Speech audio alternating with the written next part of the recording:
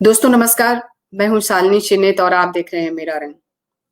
मेरा रंग संवाद में हम इन दिनों बात कर रहे हैं कृषि बिल के मुद्दे पर और इस मंच पर बातचीत के लिए आमंत्रित कर रहे हैं आंदोलन में शामिल महिलाओं और महिला किसानों को। इस श्रृंखला में आपने पिछले रविवार राजबाला यादव जी से बातचीत सुनी। हालांकि वो कनेक्ट नहीं हो पा रही थी, तो हम लोग वीडियो नहीं दिखा पा रहे थे, आवाज बस आ रही थी, तो ऑडियो में आप लोगों ने सुना। इस श्रृंखला में आपने पिछले रविवार राजबाला यादव की बातचीत सुनी। आज हम आपकी मुलाकात करा रहे हैं यूथ फॉर स्वराज की नेशनल काउंसिल मेंबर और किसान आंदोलन से जुड़ी नेता अमनदीप कौर से।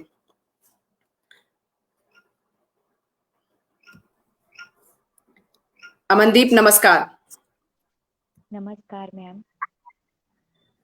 आपका बहुत स्वागत है मेरा रंग पर। बहुत बहुत शुक्रिया। और मैं सभी दर्शकों को भी नमस्कार करती हूँ जो मुझे सुन और देख रहे हैं। दोस्तों आप सभी का बहुत स्वागत है और नमस्कार आप सभी को। हमारे साथ अमनदीप कौर जुड़ी हैं। आप सिंधु बॉर्डर पे हैं और हमारी बातचीत किसान आंदोलन पे ही होगी, आप जानते हैं। और सबसे पहले अमनदीप, हम आपसे सवाल करेंगे आपके बारे में कि जानना चाहेंगे कि आपका आपकी परवरिश, आपकी पढ़ाई लिखाई कहाँ से हुई। आप छोटा सा परिचय अपना संक्षेप में हमारे दोस्तों को दें। जी, मेरा नाम अमनदीप कौर खीवा है। मैं पंजाब के ज़िले फरीदकोट के एक गांव नवा किला की वसनीक हूँ। ये गांव फरीदकोट से सिर्फ 5 किलोमीटर की दूरी पर है। वहाँ रहकर ही मेरी पढ़ाई लिखाई हुई है। सरकारी स्कूल में मैं पढ़ी हुई हूँ और इस वक्त मैं फरीदकोट के सरकारी ब्रजेंद्रा कॉलेज में पोस्ट ग्रेजुएशन अभी कंप्लीट किया है मैंने इस साल। मैंने MA in literature Punjabi complete किया है और उसके पेपर देने के तुरंत बाद मैं इधर आंदोलन से जुड़ गई हूँ और मैं पंजाब में ही रहती हूँ। फरीदकोट में मैं ज़्यादा रहती हूँ पढ़ाई लिखाई के सिलसिले में, और ऑर्गेनाइजेशन के सिलसिले में के एरिया भी मेरा फरीदकोट ही है। और किसानी आंदोलन से जुड़ी हुई हूँ जब से ये पंजाब में शुरू हुआ है और 26 नवंबर से मैं दिल्ली की सड़कों पे हूँ। बहुत बढ़िया। आपकी उम्र बहुत कम है और आप आंदोलन में भाग ले रही हैं। इससे ही समझना चाहिए, सबको समझना चाहिए इससे कि कितनी गंभीरता से इस बात को लिया जा रहा है, इस आंदोलन को लिया जा रहा है कि बहुत कम उम्र के युवा भी जो है इसमें शामिल हैं। कल मैं भी गई थी यहाँ यूपी बॉर्डर पे, तो मैंने देखा कि बहुत कम उम्र के बच्चे भी उसमें भाग ले रहे हैं। और कल तो यहाँ पे कबड्डी का आयोजन किया गया था, बहुत अच्छा कार्यक्रम था। तो बहुत ही मतलब सुंदर आप लोगों ने ये आंदोलन कर रखा है और बहुत कम उम्र के बच्चे उसमें शामिल हो रहे हैं, ये जी देखने लायक है। जी। तो अमनदीप, हम आपसे जानना चाहेंगे कि आप यूथ फॉर स्वराज की नेशनल काउंसिल मेंबर हैं। इस जी संगठन से आप कैसे जुड़ी और आपके पास क्या-क्या जिम्मेदारियां हैं? जी। यूथ फॉर स्वराज हमारा जो स्वराज अभियान है उनका एक स्टूडेंट फ्रंट है। हम लोग फरीदकोट सरकारी बरजिंदरा कॉलेज में जब मैंने पीजी के लिए दाखिला लिया था पिछले 2 साल पहले, तब से मैं यूथ फॉर स्वराज से जुड़ी हुई हूँ। इनके लोग हमारे कॉलेज में पढ़ते थे तो मैं इनके डिस्कशंस में जाती थी, जिसको हिंदी में मंथन बोलते हैं और पंजाबी में हम लोग उसको गोष्ठी करके एक प्रोग्राम बोलते हैं। जब ये डिस्कशंस मैं उनके साथ जाके करती थी तब मुझे इनके साथ रहना, इनके विचार विमर्श करना अच्छा लगा और मैं इनसे जुड़ गई थी। और तब से लेकर आज तक मैं यूथ फॉर स्वराज के साथ एज अ स्टूडेंट लीडर काम कर रही हूँ।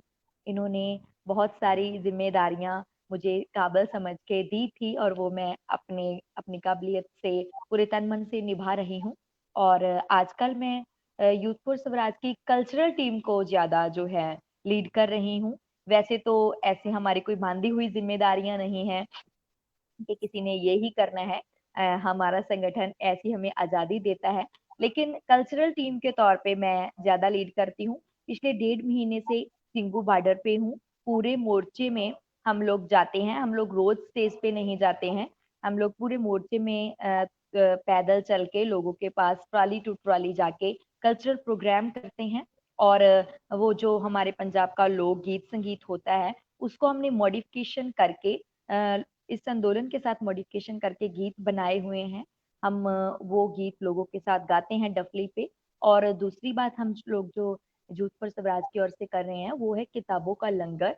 जैसे खाने के लंगर यहाँ पर लगते हैं या बहुत सारी चीजों की सेवा यहाँ पर आ रही है, जिस जिस चीजों की भी जरूरत यहाँ पर लोगों को है, उसी तरह से हमें ये महसूस हुआ कि जो हमारे पास यहाँ हमारे युवाओं के पास फ्री टाइम होता है उनका सही यूटिलाइजेशन करने के लिए उनको किताबें बांटी जाए। तो हमने लोगों की सहायता से लोगों को यहाँ पर लगातार किताबें बांटी है। और बहुत सारी किताब आज तक हम बांट चुके हैं। हमें लगता है कि पंजाब में जो लोग हैं ज्यादातर सिख कम्युनिटी है।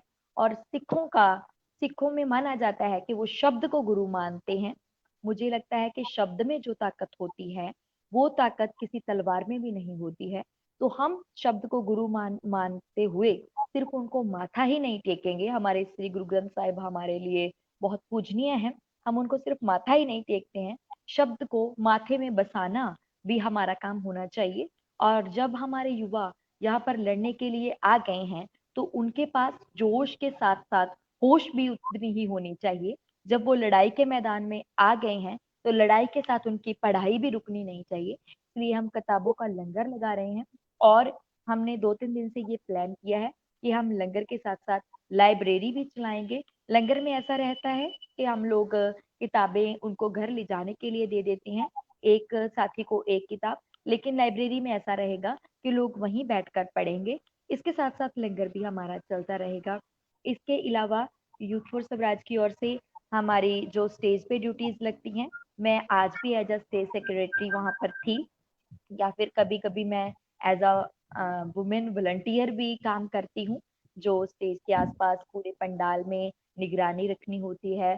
तो हम लोग खड़ते हैं वहां पर भी। और जैसे भी संयुक्त किसान मोर्चे के इस वक्त मैं दफ्तर में हूँ, यहाँ पर किसान जथेबंदियों की मीटिंग होती है, तो हम लोग इस दफ्तर के वॉलंटियर के तौर पे भी यहाँ पर काम कर रहे हैं। और हमारे बुजुर्गों को या किसी भी आंदोलन में आने वाले नए बंदे को रहने सहने की कोई प्रॉब्लम हो वो हम सॉल्व करके देते हैं, उनके रहने सहने का प्रबंध करते हैं, उनको बताते हैं। तो ऐसे ही हमारे पूरा आंदोलन आंदोलन में हम लोग बस यही छोटे मोटे काम जो है जिम्मेदारियां निभा रहे हैं। बहुत बड़ी जिम्मेदारियां निभा रहे हैं आप लोग, छोटा मोटा नहीं है ये। है। तो दोस्तों आप देख रहे हैं हमारे साथ अमनदीप कौर जुड़ी हैं और बातचीत कर रही हैं सिंधु बॉर्डर से, और आप यूथ फॉर स्वराज से जुड़ी हुई हैं। तो अमनदीप, हम आपसे अगला सवाल करेंगे कि जी कृषि मैम। बिल के विरोध में चल रहे आंदोलन से आप कैसे जुड़ी? जी जैसे कि सब लोग जानते हैं कि इस आंदोलन की शुरुआत पंजाब में ही हुई है। तो पंजाब में रहने के नाते तो पंजाब में ये आंदोलन शुरू हुआ था। जब हमें पहले तो अखबारों में सूचना मिली, फिर हम जथेबंदियों के साथ तालमेल में रहते ही हैं, तो हमें शुरुआत में पता लगा कि ऐसे कोई कानून आने वाले हैं। मीटिंग्स हुई हमारे किसान जथेबंदियों की पंजाब में। हमारा यूथ फॉर स्वराज जैसे स्टूडेंट फ्रंट है, वैसे स्वराज अभियान का जय किसान आंदोलन फ्रंट है। तो हम उसके बैनर के नीचे भी पंजाब में काम करते हैं। तो शुरुआत में पंजाब में जो धरने मुजाहरे हुए, जो प्रदर्शन हुए, उनमें मैंने जाना शुरू किया। और दूसरी बात, एज अ एक्टिविस्ट ही नहीं, मॉरली भी, इमोशनली भी मैं इस आंदोलन से जुड़ी हुई हूँ, इस पूरी लड़ाई से जुड़ी हुई हूँ। क्योंकि मेरा पारिवारिक पिछोकड़ भी खेती बाड़ी का है। हमारे परिवार में ज्यादा जमीन नहीं है, लेकिन हम लोगों की आर्थिकता जमीन पे बहुत निर्भर करती है। तो पंजाब में हर बच्चा मॉरली इमोशनली इस आंदोलन से जुड़ा हुआ है। वैसे ही मैं जुड़ गई इस आंदोलन से। जब जब से प्रदर्शन हो रहे हैं पंजाब में, तब से हम लोग जा रहे हैं। जब ये आंदोलन आज से 6 महीने पहले पंजाब में शुरू हो गया था, तो गांव हम लोग विलेज टू विलेज गए।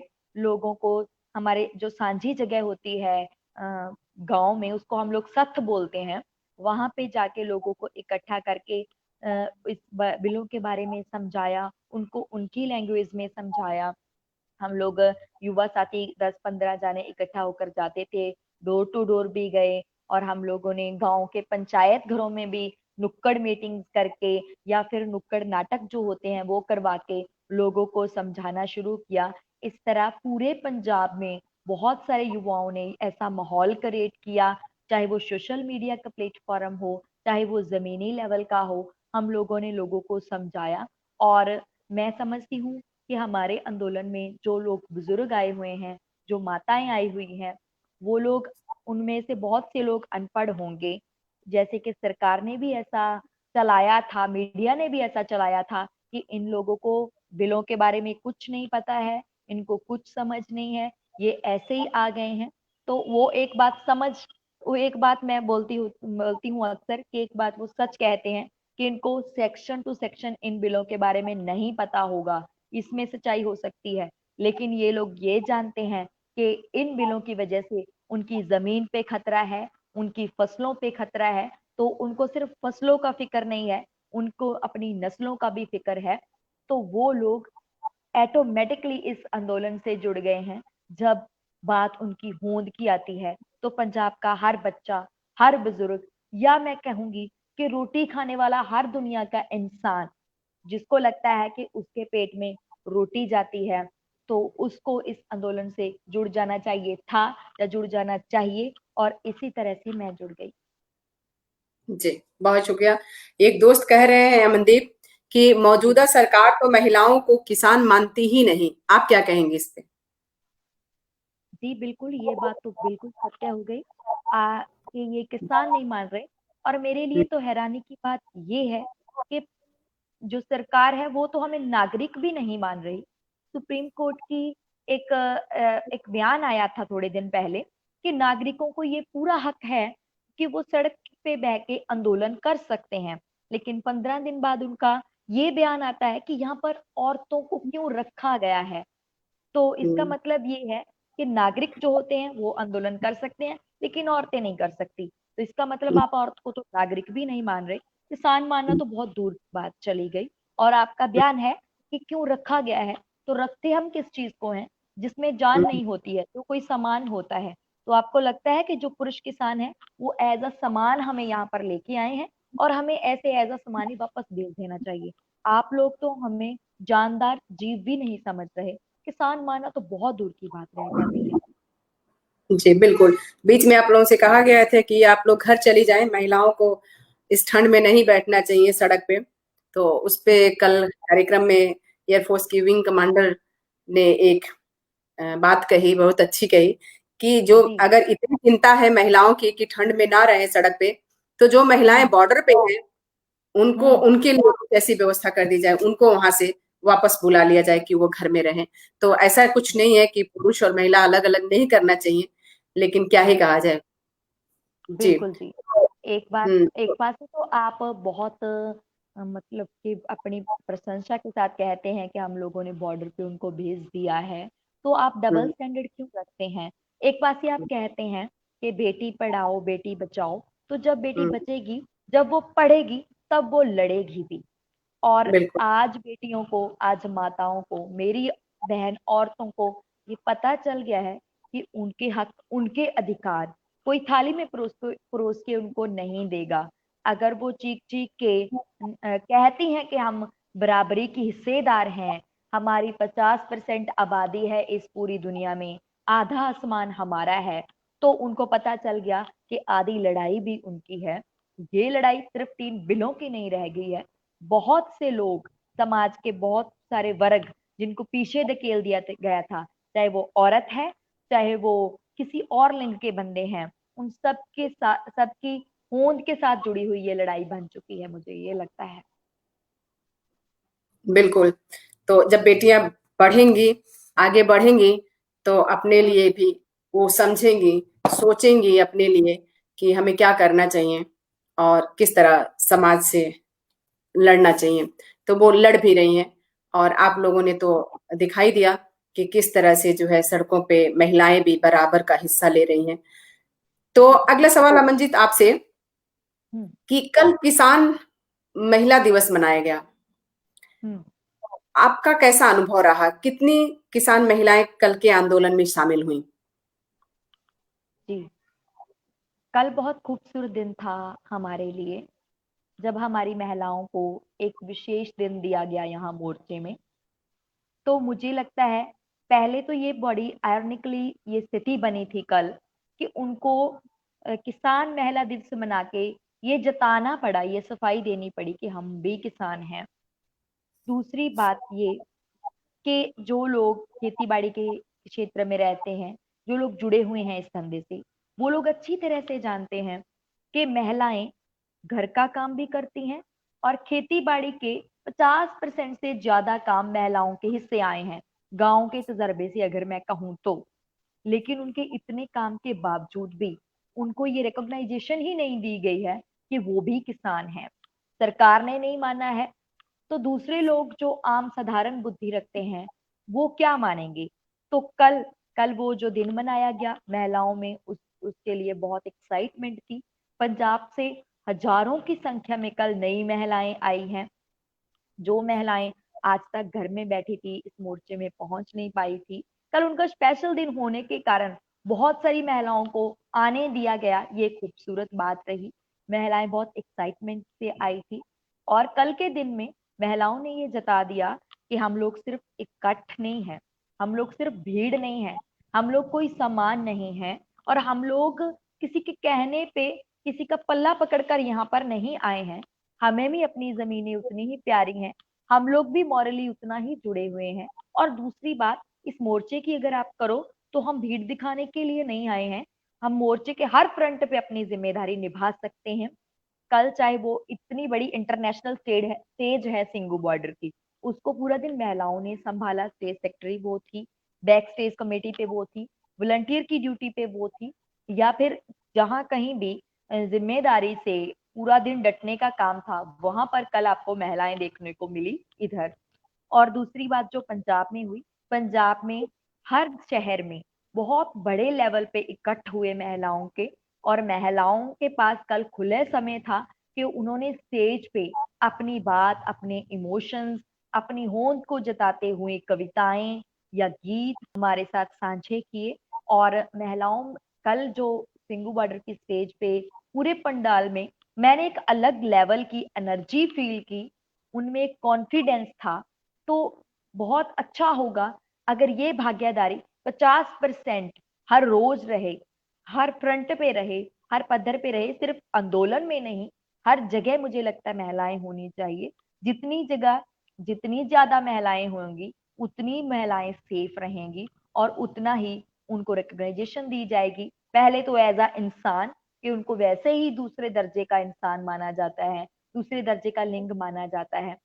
जब ऐसी जिम्मेदारियां उनको दी जाएंगी, उनकी काबिलियत को पहचाना जाएगा। कल उनके पास एक स्पेशल ये दिन था कि वो दिखा सके हैं, अपनी होंद जता सके हैं। ये दिन बहुत खूबसूरत था। कल सारा दिन हमारा मीडिया को भी यही बताने में चला गया कि हम लोग बहुत खुश हैं। आज हमें ये मौका मिला है ये दिखाने का कि आधा आसमान हमारा है और हम आधे आसमान में अच्छी तरह से उड़ सकते हैं। हमें जरूरत नहीं है किसी का पल्ला पकड़ने की। कल वाली एनर्जी देखने लायक थी। आप तो खुद कह रहे हैं कि आप शाहजहांपुर आए थे, तो शायद उधर की खबरें ज्यादा मेरे पास नहीं है। मेरे पास सिंगू बॉर्डर का अनुभव है, मेरे पास पंजाब की तस्वीरें आई हुई हैं। तो वो मैंने अलग अलग लेवल की एनर्जी यहाँ पर महसूस की है कि जो महिलाएं सच में किसान है, जो महिलाएं जिनका काम देख पर्दे के पीछे रहता है, जो दिख जिनका काम मतलब नोट ही नहीं किया जाता कि ये भी करती हैं, उन्होंने कल अपना अपना पूरा हक दिखाया, अपनी पूरी होंद जताई यहाँ पर कि उनके काम को भी मान्यता मिलनी चाहिए। ये बहुत बड़ी लड़ाई है, सिर्फ आंदोलन तक सीमित नहीं है। ये तो हमारे पूरे समाज के पैट्रियार्की की जो ढांचा है, उसको एक सट मारने वाली, उसको एक चोट मारने वाली कल एक बात थी। तो मुझे लगता है कि ऐसे कार्यक्रम लगातार होने चाहिए। उनके कित्ते का, उनके काम का, उनकी होंद का, उनकी पहचान का बार बार एहसास उनको कराया जाना चाहिए। तो ये हमारे पूरे समाज के लिए बहुत पॉजिटिविटी वाली बात होगी। बराबरता की ओर जो समाज हमारा जाएगा, तो वो ऐसी प्रैक्टिस से ही निकलता है। जी। तो अमनजीत, आप अभी बता रही थी कि सिंधु बॉर्डर पे किस तरह हुआ। तो यूपी बॉर्डर का मेरे पास अनुभव है कि कल यहाँ पे भी सारी चीजें महिलाओं ने ही संभाल रखा था। वाह। इवन जो कबड्डी हो रहा था वो लड़कियों का हो रहा था। जो कंपटीशन अच्छा। रखा गया था वो लड़कियां खेल रही थी। अलग जी। अलग राज्यों से आई थी, यूपी से, हरियाणा से। तो वो लड़कियां ही खेल रही थी और वहां का जी। मंच भी महिलाओं ने ही संभाला हुआ था। और अरे कल हम लोग भी इसी उससे गए थे कि जो है किसान महिला दिवस मनाया जा रहा है, तो स्पेशली हम लोग इसी तैयारी से गए थे। और जी। हमारी कई मित्र जो है केक लेकर आई थी और उसको वहां पे सेलिब्रेट किया गया, महिला जी। किसान दिवस। तो बहुत शुक्रिया अमन, आपने बहुत सुंदर बात की, बहुत सारी जानकारियां दी और हम आपसे इसी तरह जुड़े रहेंगे। और अभी शायद आप आंदोलन से थोड़ा दूर आ गई हैं, जो जी। जगह जी है बिल्कुल। उससे दूर आ गई जी, हैं। मैं इस वक्त वहां पर हूँ जहाँ 32 किसान जथेबंदियां पंजाब वाली और पूरे हम्म, भारत की जथेबंदियों के लीडर यहाँ पर मीटिंग करते हैं। वहीं पर हम्म, हमने स्टे किया हुआ है, उसके साथ ही हमें एक हॉल मिला हुआ है। ये बेसिकली एक स्टील वो है, हमारी टाइल्स की फैक्ट्री है। उस मालिक हम्म, ने, टाइल्स फैक्ट्री के मालिक ने हमें 2 महीनों से ये फैक्ट्री हमारे हवाले कर रखी है, और हम लोग इसे एज अ दफ्तर और अपने रहने के लिए यहाँ पर यूज करते हैं। और पूरे हरियाणा के लोगों ने, आसपास के जो लोग हैं, उन्होंने अपने घरों के दरवाजे हमारे लिए खोल दिए हैं, और हम उनका एहसान कभी नहीं भूलने वाले हैं। और लोगों ने दिखा दिया है कि लोग लोगों के रहते हैं और सरकार अपने उनकी हो जाती है जो उनके लिए फायदेमंद होते हैं। जी बिल्कुल। कल जिस तरह का दृश्य था कि किस तरह भीड़ इकट्ठा हुई थी, मैं तो जो हमारे दोस्त देख रहे हैं अगर इस आंदोलन में नहीं गए हैं तो बस एक बार जाके देखें, वो बहुत ही अलग तरह का अनुभव होगा कि किस तरह लोग जो है, मदद किस तरह हो रही है। जब हम जी। दूर से सुनते हैं तो दूसरे तरह की बातें दिमाग में आती हैं कि जी। लगातार आप न्यूज में सुन रहे हैं कि वहां पे बैठ के लोग पिज्जा बर्गर खा रहे हैं और क्या क्या कर रहे हैं। लेकिन जब आप वहां पे जाके देखेंगे तो किस तरह लोग आके खुद से मदद कर रहे हैं। कोई इन जी। लोगों के लिए कंबल दे जा रहा है, कोई चादर दे जा रहा है, कोई खाने पीने की चीजें दे रहा है। जैसा कि कल मेरा एकदम बड़ा वैसा अनुभव रहा कि एक मेरी दोस्त मिल गई और वो जो है अलग से आप लोगों के लिए केक लेकर आई थी और वहां जी। सेलिब्रेट किया गया। तो जब हम न्यूज देखते हैं तो कुछ न्यूज चैनल अच्छा दिखाते हैं, ऐसा नहीं है कि सारे लोग खराब ही दिखाते हैं, लेकिन इस तरह की बातें, गलत बातें दिखाते हैं कि वहां पे ये लोग बैठ के बड़ा ऐश कर रहे हैं, बड़े आराम से हैं, ऐसा नहीं है। बड़ी तकलीफ में बीत रहा है। रात तो बहुत ही तकलीफ में बीतती होगी, इतने ठंड में सड़क पे सोना इमेजिन जी। किया जा सकता है। तो मुझे लगता है जो आसपास दोस्त हैं, जिसके आसपास जो भी एरिया पड़ता है, चाहे वो सिंधु बॉर्डर हो या यूपी बॉर्डर हो या जो भी जहाँ ये लोग इकट्ठा हुए हैं, वो इलाके अगर आपके क्षेत्र में आता है तो एक बार जाके अनुभव तो जरूर ही करना चाहिए। बहुत बहुत ये लोग मतलब अच्छे अच्छे कार्यक्रम भी करते रहते हैं वहां पे। और 12 बजे के बाद लगातार स्पीच होती है। जी। कुछ खास लोगों को आप लोग इनवाइट किए होते हैं जिनकी स्पीच जी। होती है वहां पे। तो अमनदीप, बहुत शुक्रिया और आपसे हम लगातार जुड़े रहेंगे और हम चाहेंगे कि आप आंदोलन की बातें हमें शेयर करती रहें मेरा रंग के माध्यम से। जी। जी। बहुत बहुत तो शुक्रिया आपका भी, आपके दर्शकों का भी बहुत शुक्रिया जिन्होंने मुझे सुना, और आपका शुक्रिया जिन्होंने मुझे आपके दर्शकों से रूबरू करवाया। बहुत शुक्रिया। दोस्तों, आप देख रहे थे, अमनदीप जी को सुन रहे थे, आंदोलन से संबंधित हम लोग बातचीत कर रहे थे और हम आप सबसे विदा लेते हैं। बहुत शुक्रिया आप सभी का।